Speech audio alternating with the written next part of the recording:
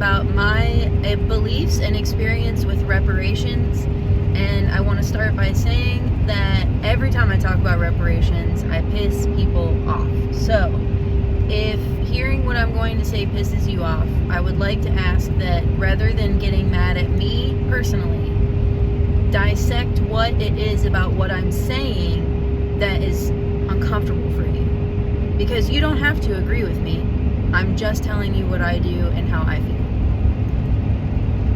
I got a lot of questions about how I budget it into my business, and then I also had a few people say that they pay reparations as individuals and not businesses, which is awesome, but I'm going to talk more about my experience. When I came into my herbalism practice, so before I was making any money, and I was just learning and absorbing information and practicing, etc., I very quickly learned and realized that the majority of teachers are white, and are not at all ever talking about where these teachings come from, the history, the roots, the origins of herbalism. And even before herbalism, I freaking love history. I'm very, very interested in storytelling and preserving traditions. And so naturally, with any subject that I become interested in, I quickly want to know its origin story. Where does it come from? Who were the people that preserved these teachings through word of mouth and then one day pen and paper? And the more that I learned about that, the more I realized that all of these practitioners, teachers, whatever you want to call them, were telling these teachings and stories with no regard for where they came from, almost as though it was just their inherent information.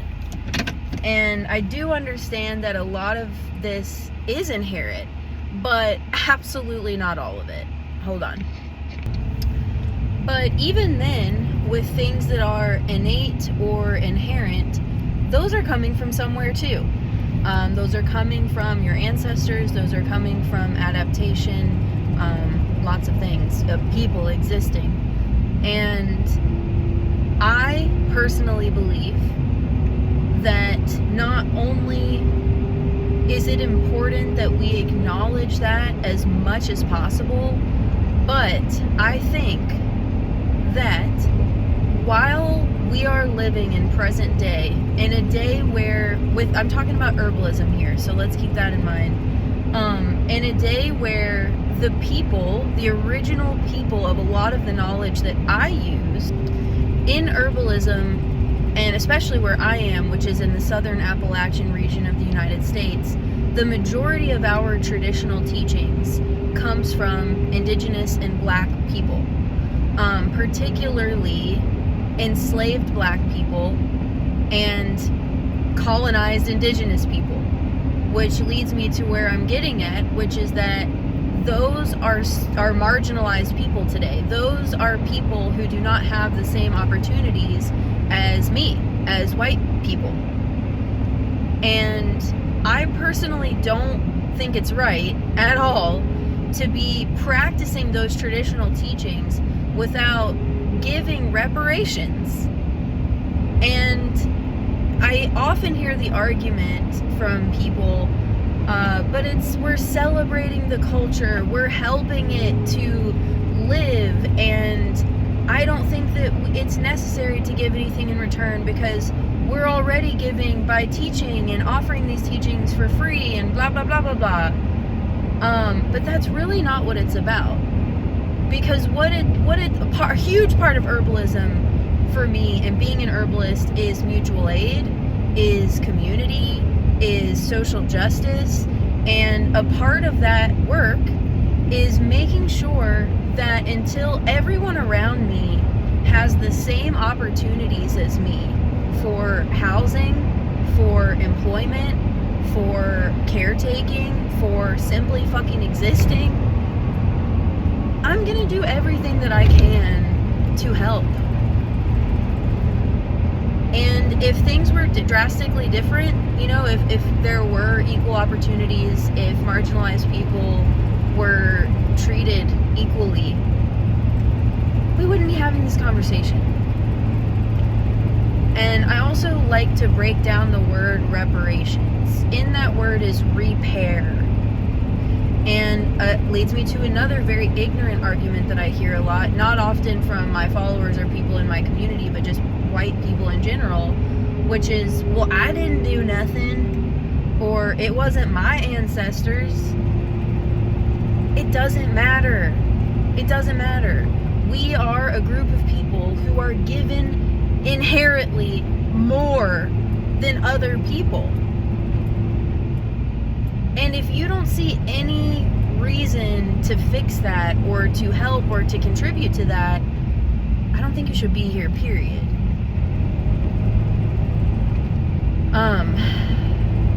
I got a little off track, so let me back it up. I got lots of questions about how I budget this. So what I was trying to get to before I got a little sidetracked is I recognize these things as soon as I got into herbalism.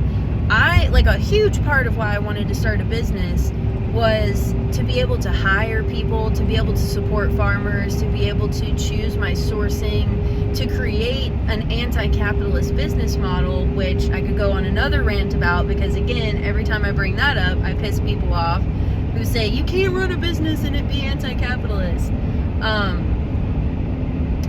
But an anti-capitalist business model at its core is choosing where your money goes.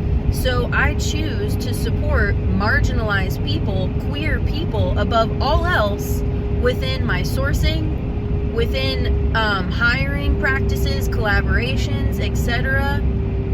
And it's not even something that I have to put effort into. It's just naturally what I do. And I hope that other people can get to that place. And I hope that you can see why that's important. Okay, more sidetracking.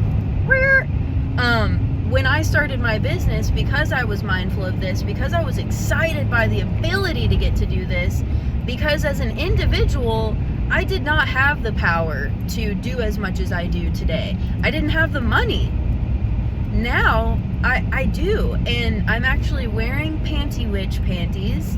And I'm gonna bring her up because she said something so incredible that's very in line with what I did, which is that her panties are priced at 20%, 10%, I can't remember. It's a high percent. More than what she needs to make so that she can contribute that money to mutual aid and reparations. And I didn't think that much about it, but I did make sure that I was, this is, years ago, charging a little bit more than what I absolutely had to make so that I could make those contributions. I'm not as much of a financial math, think about every move I make kind of person, so it's easier for me to not pre-calculate things. I do think about them and I'm like, yeah, this sounds right. But if you are more that kind of person, then maybe actually saying, okay, I would like to start out this year giving 1% or 2%. You can start anywhere. 3%, 5%. I typically do 5 to 10%. I used to do 10%. And when I started expanding and hiring people, I had to make sure that I was putting that, in the equation. But choose a percentage and then go through all of your products and raise the price by that percentage.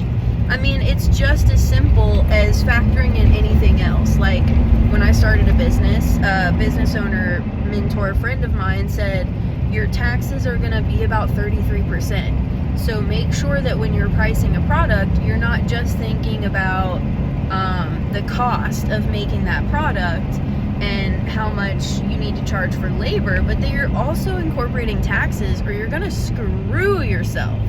So just like factoring in those taxes, if reparations are important to you, then factor it in. And I want to to kind of come back to the fact that I'm speaking as an herbalist because, again, I got some responses from people saying my business doesn't pay reparations, but I do. And none of the people that said that were herbalists. And that is interesting because I do only know about my experience as an herbalist. And I know that I'm extra passionate about these things because it's very close to what I do. Depending on what you do as a business, you know, your reparation effort may have more to do with you being a humanitarian than also feeling responsibility. And that's fine. I do want to say these are not things that I ever thought about before doing it, but are some things that I thought about after, which is that if you are a business, contributions that you make are a write-off. So if you are paying them as an individual, why not pay them as a business? I'm just going to throw that out there as food for thought. But I'm happy to hear that some people are using some of their income from their business to pay those reparations as an individual, just as a humanitarian effort. I think that's awesome. Another question that I got a lot was, can you provide a list of organizations? And I actually do have a link in my bio. It's called Tori's Resource Guide to Liberation Through Education. And again, this is much more focused on herbalism, Southern Appalachia, why I pay reparations personally, etc. And I think that a huge part of reparations is education. So that spreadsheet is like a little mix of please educate and then also here's some organizations. But I did want to say that's kind of a personal decision. I allow my employees to make suggestions, like this is an organization I really care about. I would really like to pay reparations to them from the next release or whatever. Really anyone in my life, followers, people make recommendations all the time, and I always take them into consideration. Especially if this person trusts this organization, because we've all seen that whenever there's a need for reparations or donations of any kind, there's sickos out there that are going to take advantage of it and make fake organizations. So, you know, do your research, or maybe you have an in there, maybe someone that you know works there or has worked closely with that organization. That's great. And then, you know, some other factors that go into it. Some people are way more passionate about paying reparations locally in their community. Some people are pretty isolated and don't have that and just like are looking for people to redistribute wealth with. So these are all things to keep in mind. Also, you know, what is super important to you? Things that are very important to me is being able to provide medical care for trans identifying people, for indigenous people, for marginalized people of all kinds, especially, you know, things like we have the war on Ukraine right now. That's obviously feeling very important to me. All sorts of things, deforestation, our waterways, that's very important to me. I love sending money to water protectors, getting good birthing care for Black parents, helping to release incarcerated Black people for petty ass crimes, really across the board, but especially with things like hemp, marijuana, things that are legal and there are still people sitting in jails for. So, you know, what's important to you? These are things that are important to me. And if you need a starting point, by all means, use that list. But I also hope that this will inspire you to think about what's important to you and search for those types of organizations, things that are close to home. Trying to think of, I listened to an amazing podcast yesterday on altruism, and they had a pretty intense analogy, which was they were asking people, if you were riding your bike and you saw a child drowning in a river and you were like wearing a new suit and you were on your way to a new job, you know, things that are going to allow you to make money, would you stop and help the child? And most people said yes, obviously. But then when asked if they would consider setting aside a portion of their income that's over the comfortable level, right? Like most, I think in this podcast, they were saying the majority of Americans makes $40,000 and under. And that's pretty low right now with cost of living. However, it is still much higher than a lot of people. But whatever your threshold is to cover your cost of living, however much, they really broke it down great, but however much you're making over that's extra, that you're putting away for savings or whatever, that really technically does put you in a bracket to be able to help people. And what other point of, that's just such a big part of living to me. I see people all the time online saying, like, the point of life is to love and to be loved. Well, that is exactly what being a humanitarian is. So if that's really how you feel, then I hope that you're doing everything that you can to help at least someone. And anyways, the point of their analogy was, when asking those same people, do you or would you consider paying reparations, a lot of them said no. And when asked, well, why is it any different? You have the ability to save a life for as little as $25. Why is that less important to you? Their answer was, that's different. Like, this is in my face. I truly have the power to save this person's life, and if I don't do it, they'll die. And this is harsh, but the guy said, yeah, the same goes for, different organizations and people living in different parts of the world right now that are at risk for dying, that a very small contribution could extend their care and their life by another week, another month, etc. And I know it's a lot to take in, but I do hope that regardless of the extremity, that this inspires just a little bit.